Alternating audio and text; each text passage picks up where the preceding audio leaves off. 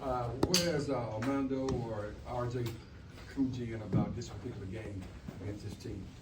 Yeah, I mean, they've just been telling me how there's nothing they can really tell me to prepare me for the energy the crowd's going to bring, and energy that I'm feeling from the fans and from the other team, and just to be ready. Did you grow up watching? Do you have any memories of the rivalry? I mean, obviously I grew up watching basketball, so every Duke UNC game I watched that. But actually, the only visit I took in high school to UNC was to the Duke UNC game. I was the one where I think Trey Jones hit a buzzer beater, or Wendell Moore hit a buzzer beater, or something like that to win. They both hit a buzzer beater to win the game, and I was here for that one. The weird uniform game. Because the overtime and then the game winner, right? Yeah. Harrison, what was the big rivalry at Stanford, and why was it that way? What was the rivalry for Stanford? What was the game, and why was it a rivalry like that? It was Stanford versus Cal, and it was just a rivalry. I'm not quite sure the history behind it, but I just know they're close to each other, so I think they just hate each other, something like that. Was that pretty intense? I know football's got more notoriety than the band game and all the other stuff, but basketball, was it pretty intense? It actually was. I mean, the fan turnout obviously wasn't as big there as it is at UNC, but for the Cal game, it was always packed, whether it was at Stanford or at Cal, definitely packed, but I don't think any game, any sport could match the UNC Duke game. What has been imparted on you this week about what to expect and what it's like? I mean, it's the energy from the coaches, from our director of basketball operations, Hoots. Every time he sees me, he tells me, I better be ready to be a grown man, and the fans and stuff they're going to say to me and stuff I've never heard. I'm like, all right, that's cool. But, it's the energy that everyone has going into this game. I mean, we're ready. Harrison, because you did come here and did consider coming here out of high school, when Duke and UNC played in the Final Four a couple years ago, were you pulling for the Tar Heels there? Did you have a rooting interest? That was such an epic game. How did you view that one? I mean, I didn't really have a fan. I mean, growing up, I was neutral. I was more of a Texas fan and more pro sports fan than college. So watching the Duke UNC game in the Final Four, I didn't really have a team I wanted to win. I kind of just wanted to see a good game, and in the Final Four, they gave us a good game.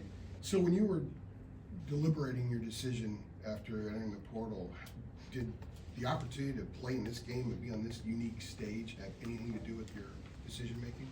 Not necessarily this exact game, but the stage of being at UNC. I mean, playing on ESPN almost every night. Obviously, the Duke game is a big game, but it kind of being at UNC, every game is a big game every night. Kind of getting everybody's best shot. But knowing I'm playing this UNC Duke game on national television is one of the biggest games of the year every year. I mean, I just can't be beat. Well, staying on that, kind of curious because all the games you guys have played on the road, except Pitt, I think, were full. They were all sellouts, and Pitt was close to being a sellout. How different is that experience being on the road wearing this uniform as opposed to what you experienced on the road at Stanford? I mean, it's amazing. I mean, it can't be beat. I mean, the fans that go out there, I mean, you're there an hour before a game, it's almost fully packed. A lot of UNC fans are there. I mean, every game I've been to, especially at Boston College, we got out there an hour and a half before the game we're shooting, and there's probably 300 UNC fans in there just cheering our names, all there for 90 minutes before a game, and just seeing the commitment from the fans to travel and to show love. It's amazing. Harrison, I'm sure you're familiar with the game-changing moments for players that happen in this rivalry game. What's an area of your game right now that you feel like can contribute to a special moment on Saturday for your game? I feel like the special thing about my game is that I'm not quite sure which one it will be.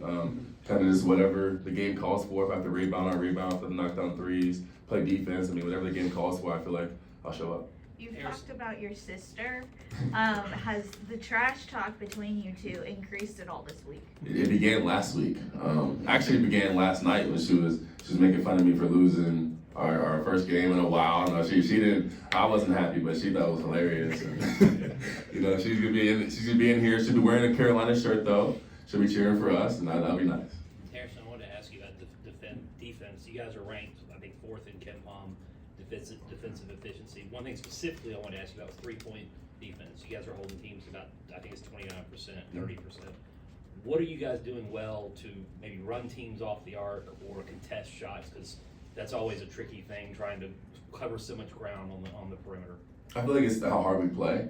I feel like when you play hard, you can make up for your mistakes, whether it's a missed coverage, missed assignment, or anything like that. When you play hard, you make up for your mistakes. And I feel like we got the shooters, and we also protect the paint.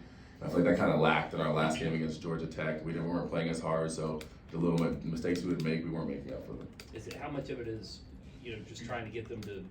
Is it as simple as get a hand up and contest? Is it trying to run them off the shot what in your estimation is like the biggest thing to accomplish in those situations, in those moments, trying to defend a three? I think the biggest thing is knowing personnel and kind of being able to realize who you're closing out to, if it's a shooter, if it's a non-shooter, maybe the shooter close out short with energy, but always having a high hand, because these are D1 basketball players, and whether they are considered a shooter, quote unquote, or not a shooter, they can make open shots. Harrison, you mentioned obviously, having your first loss in a while. I guess kind of with that, how much have you kind of observed that, kind of fueling some of the energy going into Saturday? It's going to be a rivalry, going to be kind of an emotional type game. I mean, obviously it sucks to lose. No one wants to lose, but I feel like we kind of put the chip back on our shoulder and give us more of a bigger chip to just come in today, have a great practice, go hard. I mean, I know coaches are going to be amped up energy. It's going to be a really intense competitive practice. And it's coming into this game just knowing that we lost our previous game and we don't want to lose 2 in a row. And then obviously kind of going off that, I know a lot of, during this season you guys are very, game by game, opponent by opponent. But I guess in this week in particular, like, have you noticed any type of, you mentioned, some with the energy, but I guess in some of the dialogue you've had with guys, like, have you kind of noticed some differences there? Not quite. I mean, I definitely noticed how energetic everybody is. I mean, everybody's going to sleep early, getting their 8 hours, 9 hours, getting up, getting their shots up. I mean, we had 2 lifts today, one at 8 a.m., and a lot of guys show up to 8 a.m. lift just to kind of just show that they're locked in. Harrison, this is the 3rd year in a row that both Duke and UNC have gotten transfer from the same school. Are you and Neil friends? I mean, do you chat? Have you chatted at all this week? Yes, sir. Me, Neil, and I think they call it a GA. Yeah. Daniel Begovic were also all pretty cool. Us 3 and Cormac, we all know each other. Yeah. So, I mean, have you guys talked at all this week? Like, have you stayed in touch throughout the course of the season? That cuts off now? Or? We cut off last week. I mean, they texted us. They asked us to get Daniel and Neil asked us to get dinner. We were gonna get dinner, but it just didn't work out. And just kind of from then on, we're like, next 2 weeks we can't talk. I mean, we're not cool. Like if I see him on the court, I'll say hi after the game, but before the game, I don't know.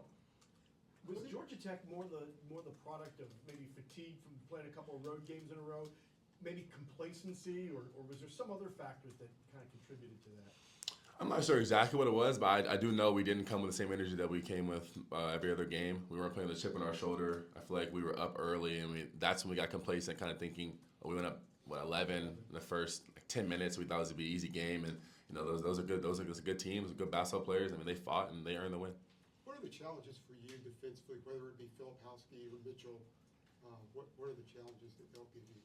I mean, this Duke as a team is they're all a bunch of talented players, and as a team, they're pretty hard to guard. So whether I'm guarding Mitchell or on the perimeter guarding the guards or guarding Filipowski, just having a scouting report and realizing that they're all good players, and that sometimes, like with good players, you might play great defense and just make the shot. In what ways have you seen Elliott grow up in the past couple weeks, especially with his scoring and maybe being more aggressive, perhaps being more comfortable? But what have you seen in terms of his development? Definitely his aggression and his confidence. I mean, we see what he can do in practice every day, especially whenever we were in the preseason. He would be on the other team with me. I mean, he would knock down threes. He would come off screens, throw the craziest passes you've ever seen, finish every layup, and just seeing him kind of translate what he does in practice every single day and watching him do it on the court is amazing. And it opens up everything for our team, is knowing we have a guy who can get to the paint at will. I mean, there's nobody can stop him getting to the paint. Just letting me get wide open, stepping threes, tipping layups, just putbacks and little easy shots like that. You've at least been around college basketball for a while, but what do you think it's going to be like for him on Saturday, like his first taste of this stage? See, I don't even know how it's going to be for me, so I couldn't really speak for him. At least the sport for a while. Like, right. It's going to be like for someone who's just totally new. Right. I think it's definitely going to be an adjustment to seeing the fans' energy. For me and him, but for him personally, kind of having a big game. I mean, we've been at UNC. We have a lot of games at ESPN, a lot of national televised games. I mean, we play a lot of really, really good teams early, so it's not too big of an adjustment. Harrison, we've talked about the rebounding a lot, obviously, but when you were going through the transfer process and you were studying places you might consider and you got into studying UNC, could you have ever imagined that here in February you'd be leading the ACC in rebounding? Would that have shocked you if someone had told you that back then? Not shocked me. That's actually one of the main topics that me and Coach Davis talked about when he came to my house. Offensive rebounding, I knew, especially in high school, I was pretty good offensive rebounder. And at Stanford, I was pretty good offensive rebounder there too. It wasn't as good as I was here, but I knew it was a big thing. And I kind of wanted to know that if I came here, would I have the opportunity and the ability to crash offensive boards? And he was like, yes, 100%. I mean, it just worked out perfectly. A couple of weeks ago, when Armando was asked about your rebounding, he said that he should take some of the credit He's sort of occupying enough people, it's giving you more opportunities to get some of those rebounds. He kind of likened it to a nose tackle using up two blockers so a linebacker can make a play. How has he helped you in that rebounding process, and how much truth is there to what he was saying? 100% that there's truth.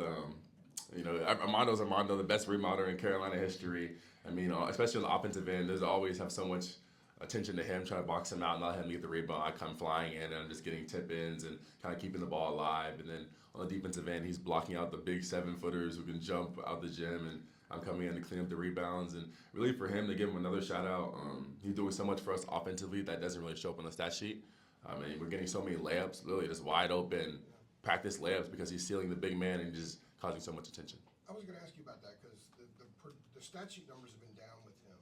But Hubert was saying last week there's so many other things he's doing that don't show up there. That he's doing at a much higher level than he had previously before. Aside from what you just said, what are some of those other things? I think he's being a great leader, keeping everybody accountable every day in practice. I mean, even before the Georgia Tech game, he was talking about how this can't be a game we got complacent. I mean, we still did lose, but he was talking about how he knows what it's like to have a quote-unquote trap game and kind of be complacent before the game. And, you know, he's just doing a lot of stuff for the win. I mean, we're winning games, and I feel like he's a big part of it.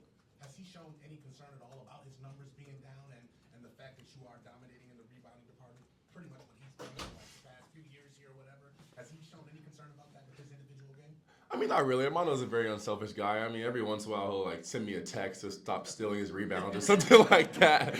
But in general, no, he's just all about winning. I mean, he came back here, he's trying to win a national championship. Hubert likes to say, well, we're not just a North Carolina rebounding team, we're a North Carolina rebounding team. Should he amend that and say we're not just a Harrison Ingram rebounding team, we're a North Carolina rebounding team?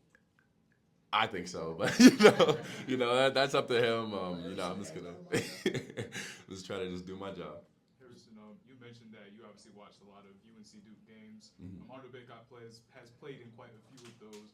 What kind of, I guess, if you remember, kind of stood out about some of those performances that he had in some of those games that you were watching? You know, I can't really speak to a specific performance he had, but I know that he's always one of those players that just shows up in the big game, and when the moment comes, I mean, he wants the ball, and he's always ready to go. Kind of like a mainstay type dude. Right, 100%. I feel like any game where, you know, it's an ESPN game, UNC Duke or Kentucky, or I mean, you name the big schools, you know Armando's going to show up. Speaking of ready to go, he is ready to go out in the hall, so maybe like one or two more for Harrison. Was that the family group chat that your sister was getting in, or is that just like a one-on-one type thing when she was messing with you? Well, she FaceTimed me, and she was just smiling, and I was like, why are you smiling? And she was like, you lost? And I was like, oh my goodness. What a greeting. Yeah. This was Wednesday then? This was the night, Yesterday? the morning after we lost, so when did we play? Tuesday. That'd be yesterday. Everybody good? Thank you. All right. Thank Thanks, you. Harrison.